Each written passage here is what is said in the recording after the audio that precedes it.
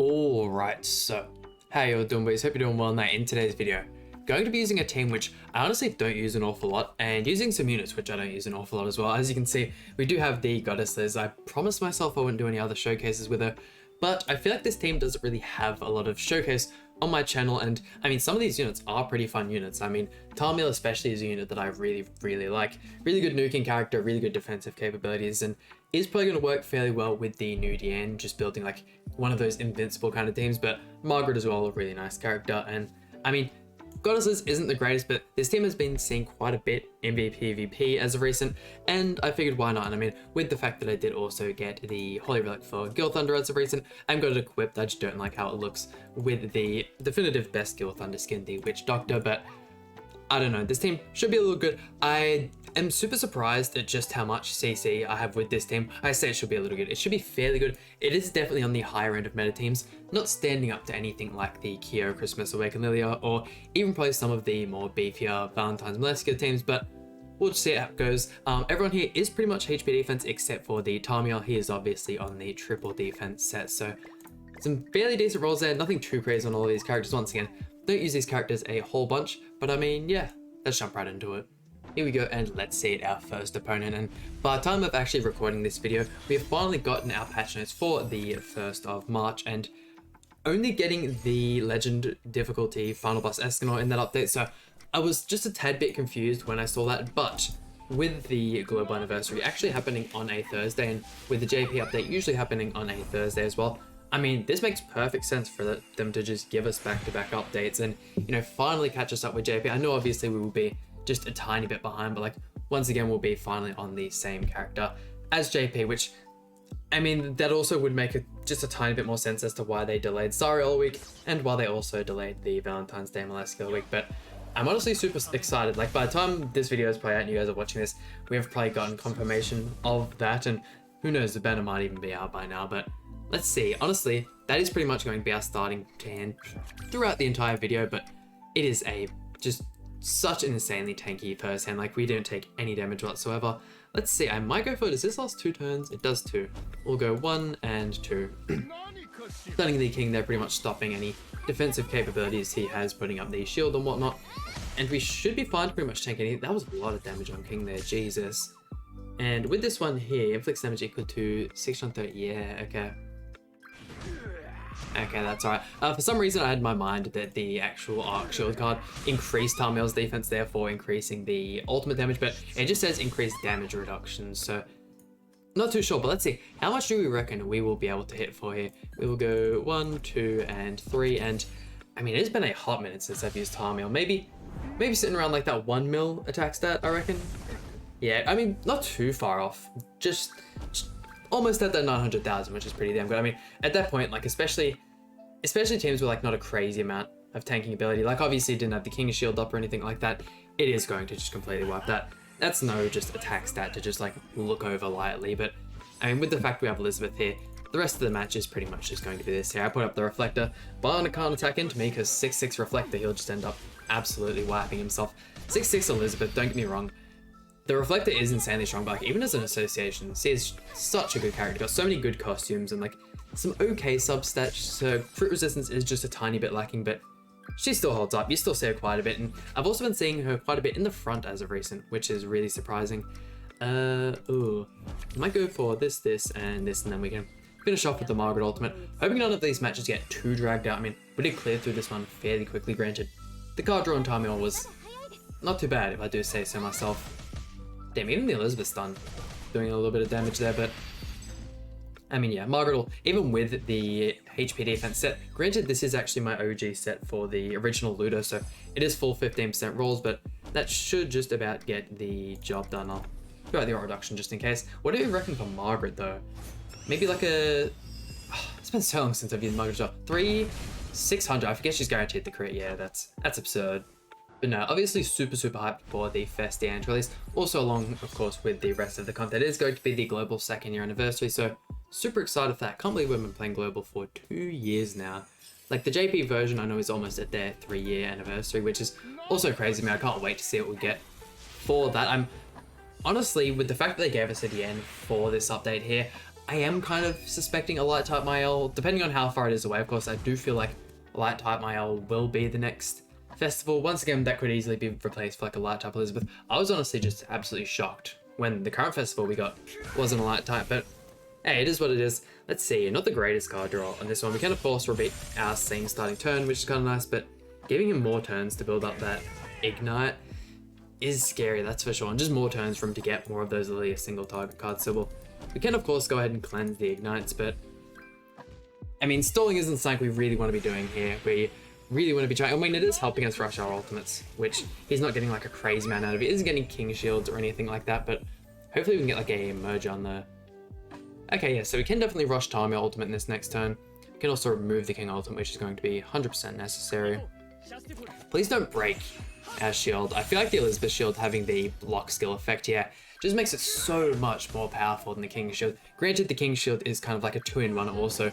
His card does a crazy amount of damage and then you actually get the shield effect, but I don't know. Let's see, let's go one. I will put up another one of you and...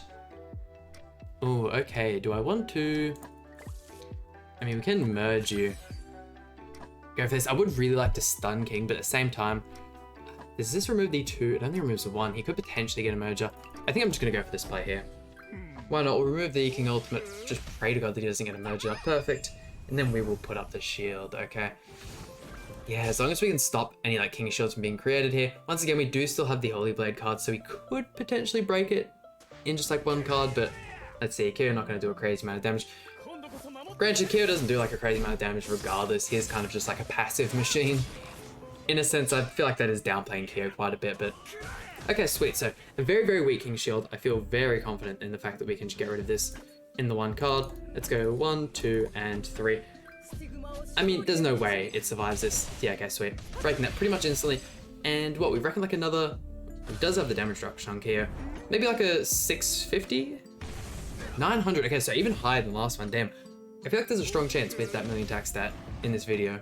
But I mean, other than that, ooh, okay. I am glad we definitely faced a mono red team here because, I mean, in theory, we should do pretty good since, you know, we do have like a full type advantage across the whole board. But let's see, I mean, of course, going for our same starting hand.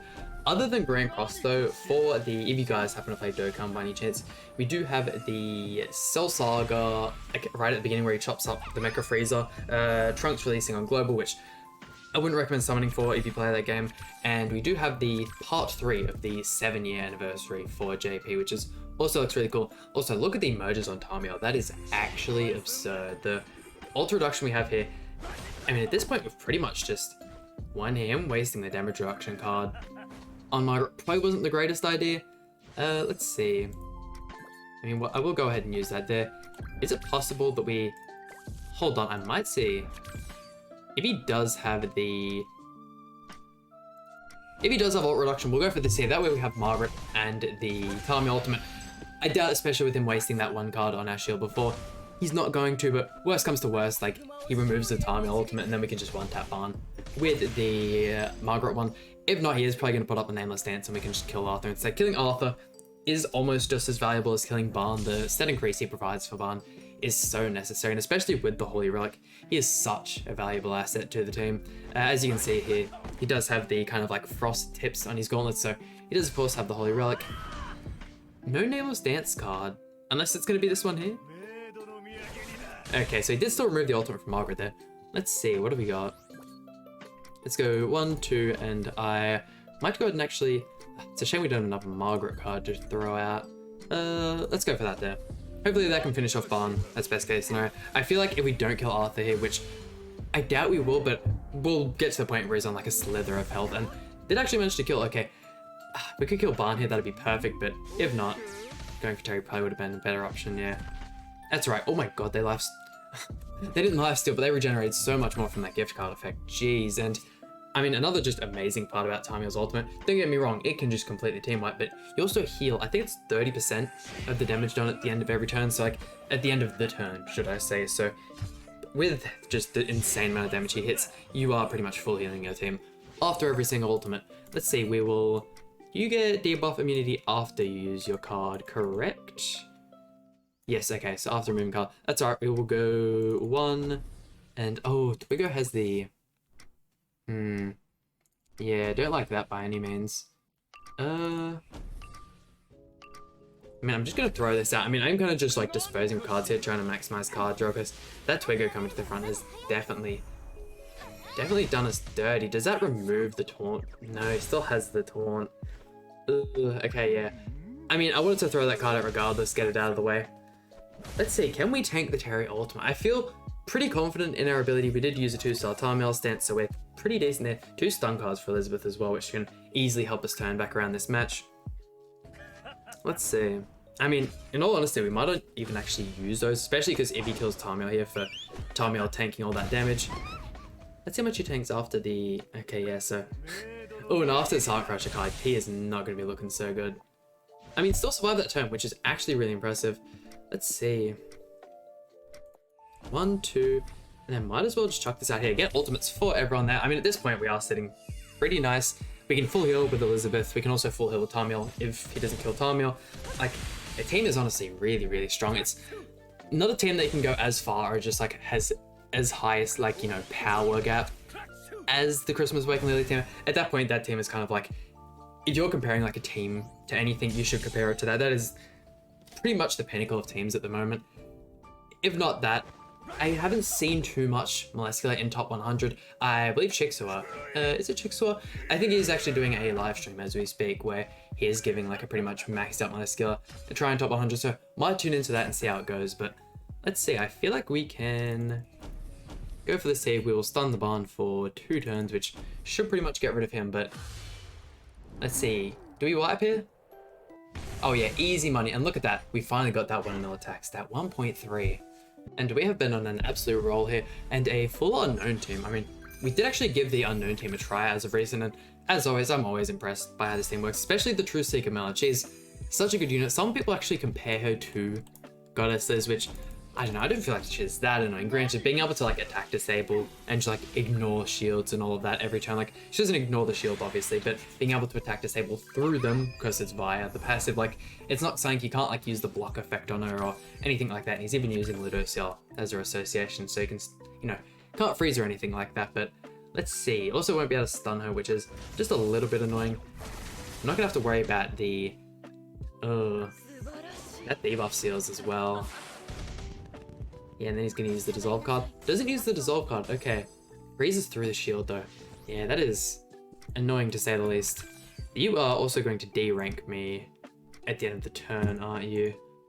Let's see. Yes. No point merging those, then. I feel like this might be our best bet here.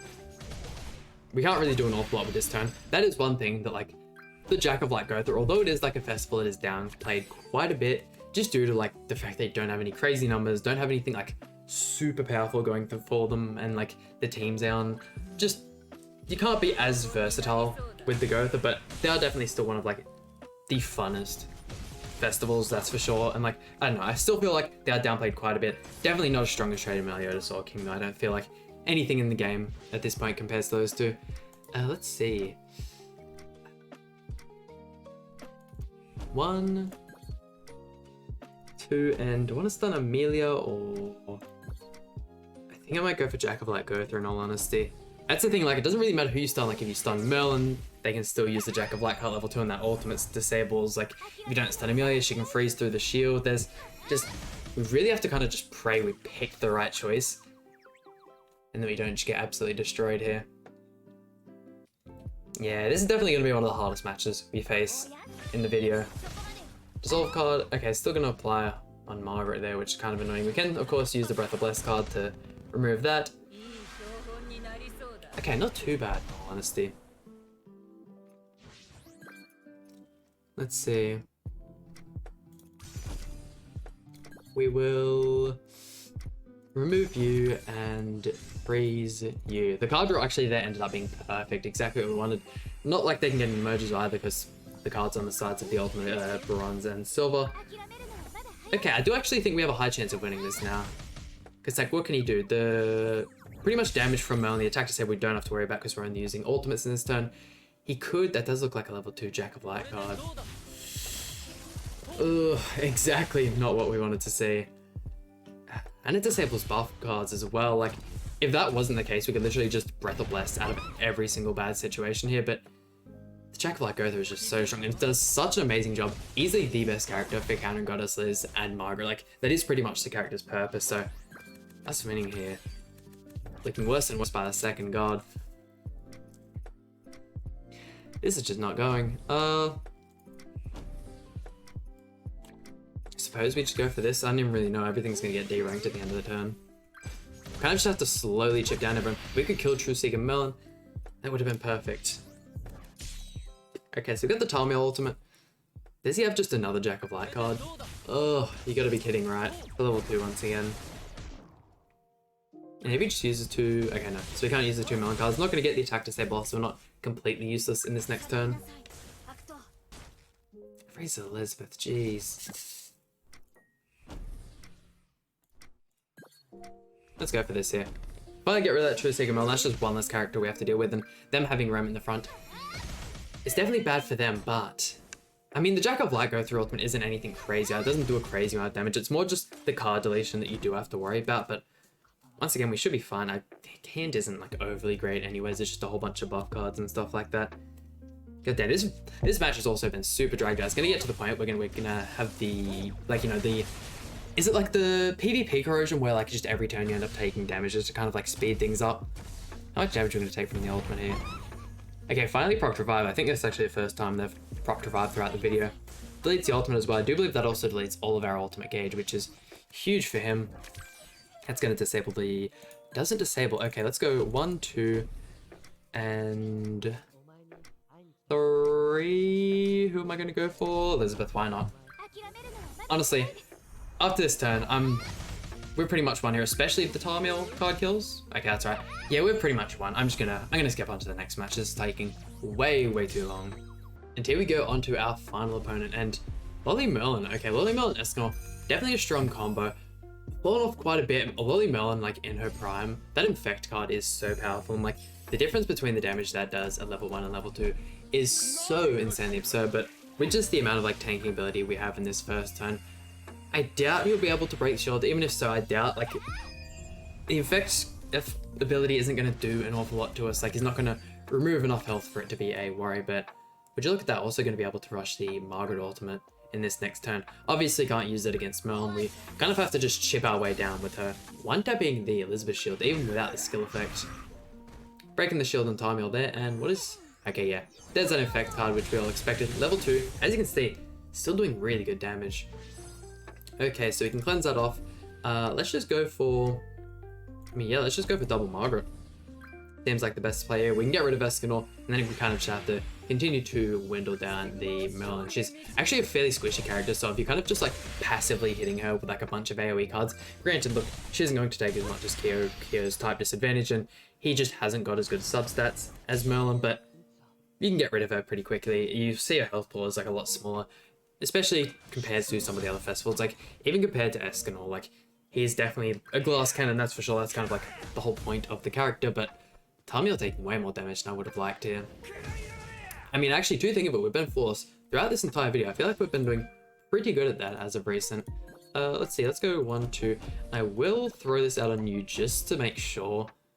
Worst comes to worst, he gets a merger and we can actually manage to remove the ultimate, but that'll 100% get rid of Escanor.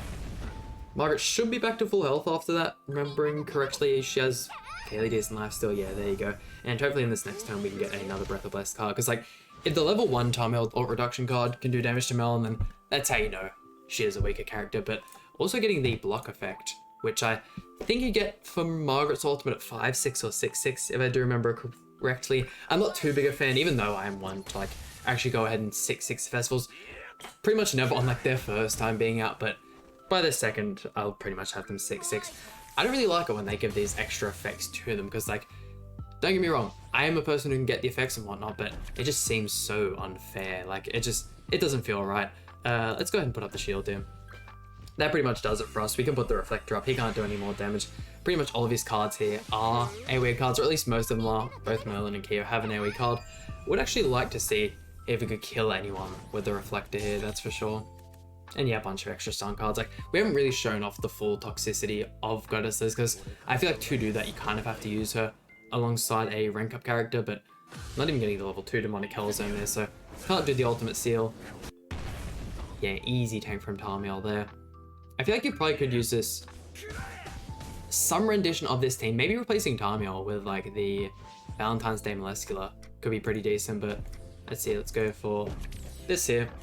And hopefully he just manages to kill some of his own units. Also really like the cutout and this costume for Elizabeth. I feel like most of the actual like tuxedo costumes we got from one of the recent events were all really, really good and like really well done. I wasn't too big a fan of any of the goddesses costumes until this one came out, especially with the haircut. That's not like part of the actual costume set. They are both separate pieces, but I do believe the haircut is from one of her original cosmetics. Let's see, will attack into Tarmiel? Still not killing. Damn, maybe I'm over exaggerating the reflector here. Surely they haven't got that much health left. And surely that does enough damage to kill. Yeah, okay, perfect. We ended up killing one of his units with the reflector. We've hit over 1 million damage cap with Tarmiel, so I feel like that's pretty much everything I wanted to show off in today's video. There we go, and that just about does it for today's showcase. I mean, actually surprisingly enjoyed this one. I'm usually not the biggest fan of Goddesses, you guys all know. She is just the definitive worst unit in the game. I mean, that is of course opinion based. You can obviously think. I just don't know how you could think any other unit could be as annoying as this one here. But once again, that just about does it for today's video. Hope you guys enjoyed. Please hit the like button and subscribe. Really means a lot to me, and I'll see you guis for some more Grand Cross content.